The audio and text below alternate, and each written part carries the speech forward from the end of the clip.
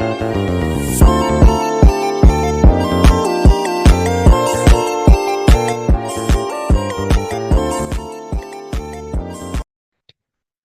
ini, nah mungkin teman-teman nggak familiar lagi tentang materai tempel ini.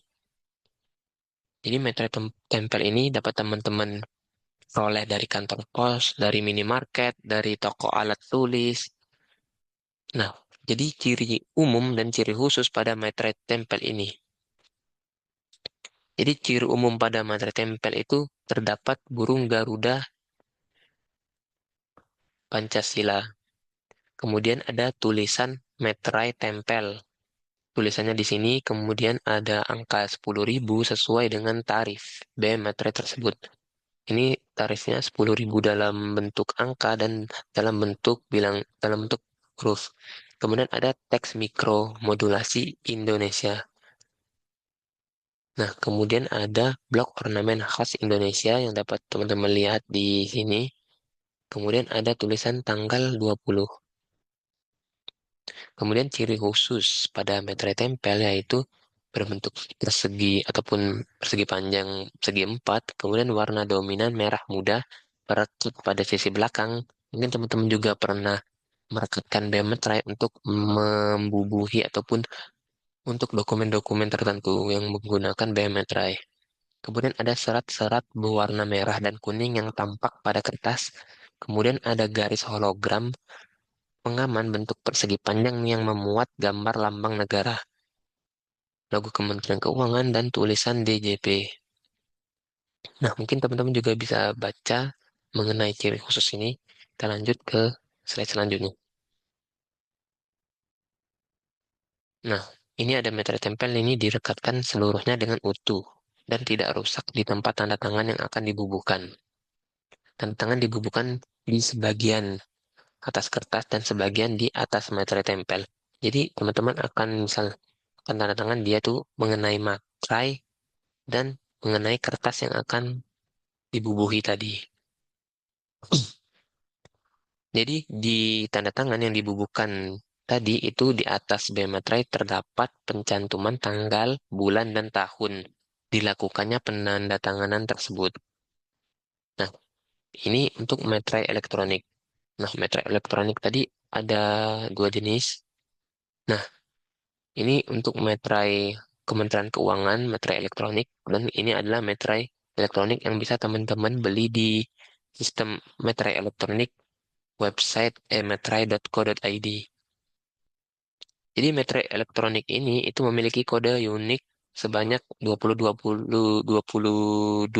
digit nomor seri materai elektronik. Nah, di sini ada materai dalam bentuk lain. Jadi materai teraan.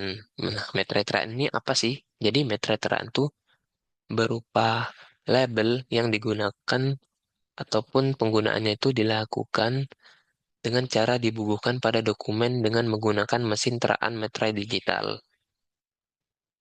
Kemudian ada materai komputerisasi. Nah, materai komputerisasi ini adalah materai berupa label yang penggunaannya dilakukan dengan cara dibubuhkan pada dokumen dengan menggunakan sistem komputerisasi. Nah, bisa lihat, teman-teman lihat di nomor token ini, materai komputerisasi tadi tidak menggunakan bentuk-bentuk ataupun gambar-gambar lainnya, melainkan merupakan angka-angka kombinasi. Kemudian ada materai percetakan. Jadi meter percetakan ini berupa label yang penggunaannya itu digunakan dengan cara dibubuhkan pada dokumen dengan penggunaan teknologi percetakan. Hanya atas surat berharga berupa cek maupun bilet giro. Nah, di sini ada ciri dari meterai teraan, yaitu warna teraan merah dan sebagainya. Kemudian ada ciri dari meterai komputerisasi, kemudian ada meterai percetakan. Nah, di sini ada surat setoran pajak di mana teman-teman tadi ketika pelunasan BEM materai tadi dinilai tidak efisien, maka teman-teman bisa menggunakan surat setoran pajak dalam hal tersebut. Nah, tidak efisien tadi bisa berupa ketika BEM materai ataupun materai yang akan dibubuhkan tadi lebih dari 50 dokumen ataupun ada kasus di mana tidak ketersediaan materai tempel ataupun materai elektronik, teman-teman bisa menggunakan surat setoran pajak. Jadi, surat setoran pajak ini menyetorkan menggunakan SSP ataupun kode billing dengan KAP 41161 dan KJS 100. Nah, di sini langkah selanjutnya adalah membuat daftar dokumen. Nah, jadi membuat daftar dokumen surat setoran pajak digunakan untuk lebih dari satu dokumen, dikarenakan tadi kan dokumen-dokumen tersebut itu lebih banyak ataupun tidak efisien menggunakan materai tempel, sehingga pelunasannya tersebut akan digunakan melalui surat setoran pajak dan kemudian melekatkan SSP ber-NTPN dengan dokumen. Nah, bisa teman-teman lihat kalau untuk sebelum-sebelumnya itu ada di e-billing. E-billing ini di website DJP online. Nah, bisa teman-teman lihat di sini daftar dokumen ini ada nama, ada NPWP, ada alamat dan sebagainya. Kemudian ada dokumen-dokumen yang akan ataupun yang terutang bea materai tersebut. Nah, ketika teman-teman ingin membuat ataupun ingin membubuhi dokumen tersebut melalui pelunasan SSP, teman-teman membuat daftar dokumen tersebut seperti ini. Ada jumlah, ada bea materai yang terutang, dan sanksi administratif. Nah, administratif ini kapan teman-teman ataupun kapan orang wajib pajak ataupun badan wajib pajak itu dikenakan sanksi administratif ketika dokumen yang seharusnya tidak dokumen yang seharusnya terutang bea materai itu tidak dilunasi, maka sanksi administratif sebesar 100% dari tarif bea materai itu akan diberlakukan. Nah, juga dapat diisi pada daftar dokumen ini. Nah, sanksi administratifnya tadi kan berupa 100% dari tarif bea materai.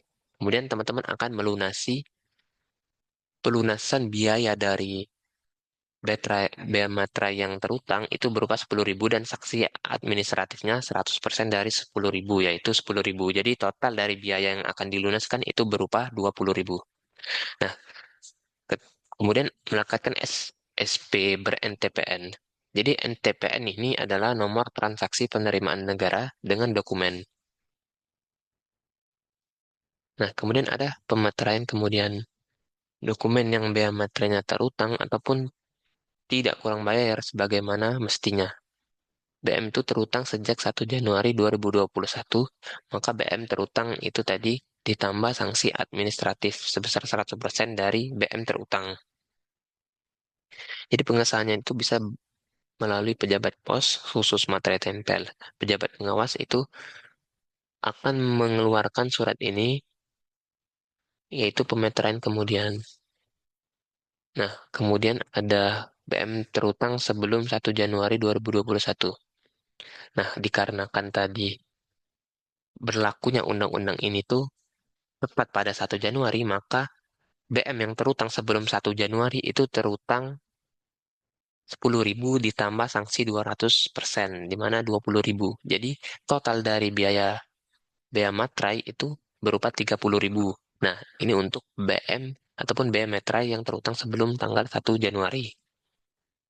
Kemudian ada dokumen yang digunakan sebagai alat bukti di peradilan. Nah, ketika dokumen yang ingin diajukan ataupun dijadikan alat bukti di pengadilan itu akan terutang dengan proses pemeteraian kemudian. Nah, pemeteraian kemudian ini jika objeknya tadi sebelumnya bukan dokumen untuk dokumen menjadi objek bea materai, maka itu akan dikenakan tarif 10.000. Dan jika itu bea materai yang kurang bayar ataupun tidak dibayar, itu akan dikenakan sesuai dengan sanksi administratif dan ditambah bea materai yang terutang tersebut. Kemudian pembayaran sanksi administratif ini dilakukan menggunakan SSP tadi. Nah, SSP tadi ada di slide sebelumnya. Oke, kita lanjut ke slide selanjutnya. Nah, adapun bea materai yang dibebaskan. Seperti pajak-pajak lainnya, itu ada kategori-kategori untuk dibebaskan. Nah, itu ada di pasal 22 ayat 1 Undang-Undang Bea Materai dan Peraturan Pemerintah Nomor 3 Tahun 2022. Jadi dokumen yang menyatakan pengalihan hak atas tanah dan atau bangunan ini akan dibahas di pertemuan selanjutnya, yaitu bea pengalihan hak atas tanah dan bangunan dalam rangka percepatan proses penanganan dan pemulihan kondisi sosial ekonomi. Ketika dokumen tersebut menyangkut tentang percepatan proses penanganan dan pemulihan kondisi sosial ekonomi suatu daerah akibat bencana alam. Nah, seperti yang kita ketahui, bencana alam yang ditetapkan sebagai bencana alam. Jadi bencana alam yang ditetapkan sebagai bencana alam oleh pemerintah tersebut, dokumen yang menyatakan pengalihan hak atas tanah dan bangunnya itu akan dibebaskan dari bea materai. Kemudian ada dokumen yang menyatakan pengalihan hak atas tanah dan bangunan. Nah, ini untuk dokumen yang melaksanakan kegiatan semata-mata bersifat keagamaan, seperti membangun masjid, membangun gereja, ataupun tempat-tempat ibadah lainnya. Kemudian ada sosial yang tidak bersifat komersial. Nah, ini bisa berupa panti asuhan, panti jompo, dan lain sebagainya untuk kegiatan sosial. Kemudian ada dokumen dalam rangka mendorong atau melaksanakan program pemerintah atau kebijakan lembaga yang berwenang di bidang moneter atau jasa keuangan. Nah, kemudian ada dokumen yang terkait pelaksanaan perjanjian internasional yang telah mengikat berdasarkan ketentuan peraturan perundang-undangan di bidang perjanjian internasional atau berdasarkan asas timbal balik. Nah, teman-teman juga bisa untuk menghafal bea metra yang dibebaskan ini dikarenakan kemungkinan besar ini akan keluar di UAS nanti. Jadi program pemerintah di bidang pertanahan untuk penanggulangan bencana tadi itu ketika bencana alam tersebut ditetapkan menjadi status keadaan darurat bencana, proses siap siaga, tanggap darurat, dan transisi darurat ke pemulihan sesuai dengan ketentuan.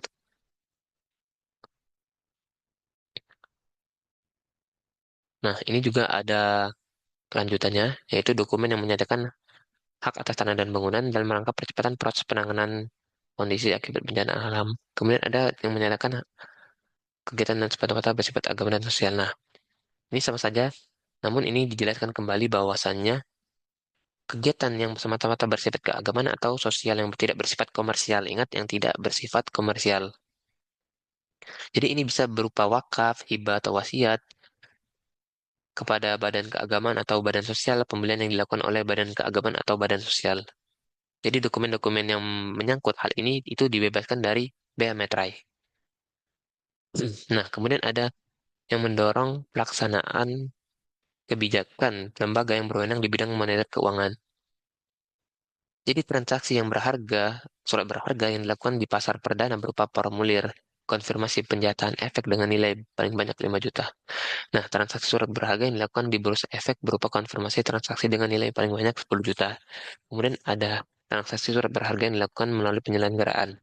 Nah, mungkin teman-teman juga bisa baca sendiri mengenai hal ini. Oke, kita lanjut ke slide selanjutnya.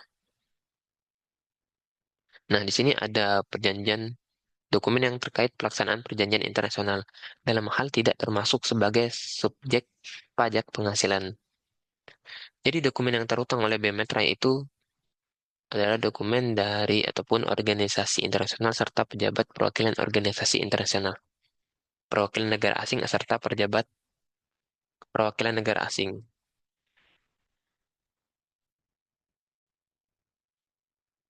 Jadi kedaluarsa dari Biometrai itu adalah setelah jangka waktu 5 tahun sejak saat terutangnya bea materai tersebut. Nah, kita masuk ke contoh soal yang pertama. Jadi di sini Tuan Watson bin Sutomo itu adalah manajer sumber daya manusia di perusahaan pertambangan di Jakarta. Dalam suatu kasus di pengadilan, Tuan Watson ini dituduh melakukan pelanggaran hukum, di mana pelanggaran hukum ini bisa bersifat perdata di Pulau Lombok. Kemudian, sebagai terdakwa, Tuan Watson ingin meyakinkan hakim bahwa dirinya melakukan perjalanan ke Pulau Lombok karena mengikuti pelatihan, bukan untuk kepentingan pribadi atau lainnya yang melanggar hukum. Kemudian Watson ini ingin mengajukan bukti berupa dokumen fotokopi surat keterangan yang mengikuti pelatihan micro expression di Lombok tadi untuk memperkuat argumen yang telah disebutkan oleh Tuan Watson tersebut. Nah, jadi kita masuk ke pertanyaannya.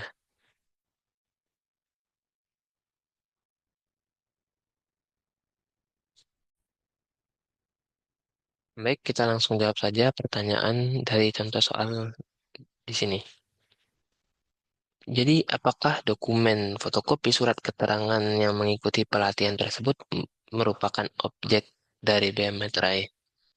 Nah, karena dalam slide sebelumnya itu telah dijelaskan bahwasannya objek dari biometri itu bisa berupa dokumen yang bersifat perdata dan dokumen yang akan diajukan ke pengadilan. Nah, koreksi jika saya ada jawaban yang salah, saya akan mencoba untuk menjawab pertanyaan ini.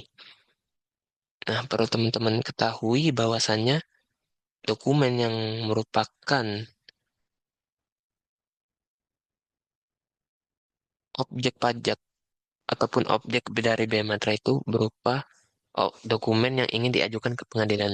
Jadi, mengenai pertanyaan ini, itu adalah dokumen fotokopi surat keterangan. Nah, karena dia ingin mengajukan dokumen tersebut ke pengadilan, menurut Undang-Undang Nomor 10 Tahun 2020, dokumen tersebut merupakan objek biometrik yang dijelaskan bahwa dokumen yang digunakan sebagai alat bukti di pengadilan merupakan objek dari biometrik. Kemudian selanjutnya nomor 2 yaitu bagaimana cara Tuan Watson melakukan pelunasan bea metrai terutang apabila ada. Jika dokumen tersebut belum dibubuhi oleh bea metrai, maka Tuan Watson bisa melakukan pemeteraian kemudian. Nah, proses ini tuh diatur tadi dalam Undang-Undang Nomor 10 Tahun 2020 Bab 4 tentang pemeteraian kemudian. Jadi pemeteraian kemudian ini akan dilakukan dengan tarif sebesar 10.000 jika dokumen tersebut sebelum diajukan ke pengadilan itu bukan merupakan objek bea materai. Nah, jika dokumen tersebut merupakan objek bea materai dan belum terutang ataupun belum dilunasi pada saat ingin mengajukan ke pengadilan, maka dokumen tersebut akan dikenakan tarif bea materai sebesar 10.000 dan sanksi administratif sebesar 100% dari tarif bea materai. Jadi total biaya yang akan dibayar jika dokumen tersebut merupakan bea materai sebelum diajukan ke pengadilan itu sebesar 20.000. Nah, untuk dokumen yang digunakan sebagai alat bukti di pengadilan ini akan terutang pada saat pemeteraian kemudian dilakukan sehingga tidak dikenakan tarif sanksi administrasi. Nah, dalam hal fotokopi surat keterangan di mana fotokopi surat keterangan ini sebelum diajukan ke pengadilan itu bukan merupakan objek dari bea materai. Jadi, fotokopi dari surat keterangan keterangan mengikuti pelatihan mikro expression di Lombok ini tidak akan dikenakan tarif sanksi bea materai tersebut dari dokumen ini. Kemudian, berapa bea materai yang dilunasi tadi? Nah, tadi kan sudah dijelaskan bahwasanya tidak dikenakan tarif sanksi administrasi, maka Tuan Watson itu akan membayar sebesar tarif biasa dari bea materai tersebut sebesar 10.000. Oke, kita lanjut ke slide selanjutnya. Nah, di sini ada contoh soal kedua, di mana Tuan Watson ingin mengikuti seleksi menjadi direktur utama perusahaan tersebut dengan tekad ingin menerapkan kepemimpinan yang holistik dari hati yang memanusiakan manusia. Kemudian ada salah satu kelengkapan administrasi pendaftaran seleksi adalah dengan menyampaikan surat pernyataan bersedia melepaskan jabatan jika terbukti melanggar hukum. Jika terbukti melanggar hukum, maka ini bisa dikategorikan sebagai dokumen yang bersifat perdata. Nah, kemudian masalahnya ada di Tuan Watson tidak begitu yakin apakah surat pernyataan tersebut tuh terutang bea materai ataupun tidak terutang bea materai. Dan apabila terutang, bagaimana cara melunasi bea materai tersebut? Oke, kita jawab saja langsung. Saya akan mencoba menjawabnya. Nah, di sini Tuan Watson itu tidak yakin bahwasannya bea materai tersebut terutang atau tidak. Jadi, untuk surat pernyataan, yang bersifat menerangkan kejadian ataupun untuk menerangkan suatu alasan itu akan dikenakan bea materai. Jadi dalam hal ini surat tersebut merupakan dokumen yang berhubungan dengan perdata ataupun dokumen yang bersifat perdata, maka dokumen tersebut akan terutang bea materai. Seperti yang dijelaskan sebelumnya, surat pernyataan ini termasuk dokumen yang dibuat sebagai alat untuk menerangkan suatu kejadian yang bersifat perdata. Nah, kemudian ada dan apabila terutang, bagaimana cara melunasinya? Tuan Watson dapat melunasi bea materai tersebut dengan cara membubuhkan bea materai dengan tarif 10.000. Nah, cara pelunasannya tergantung format surat dari Tuan Watson yang akan dibuat. Nah, itu jika dokumen berupa dokumen fisik, Tuan Watson dapat menggunakan materai tempel yang dapat dibeli di kantor pos, minimarket, ataupun toko alat tulis. Kemudian jika dokumen yang digunakan itu berupa dokumen elektronik, maka Tuan Watson dapat menggunakan materai elektronik. Oke, ya mungkin sekian dari saya. Apabila ada kata ataupun perkataan yang salah, teman-teman dapat komen di bawah. Nah, sekian pertemuan dari penjelasan mengenai materi bea materai. Terima kasih teman-teman telah menonton. Sampai jumpa di pertemuan selanjutnya dan video-video selanjutnya. Terima kasih.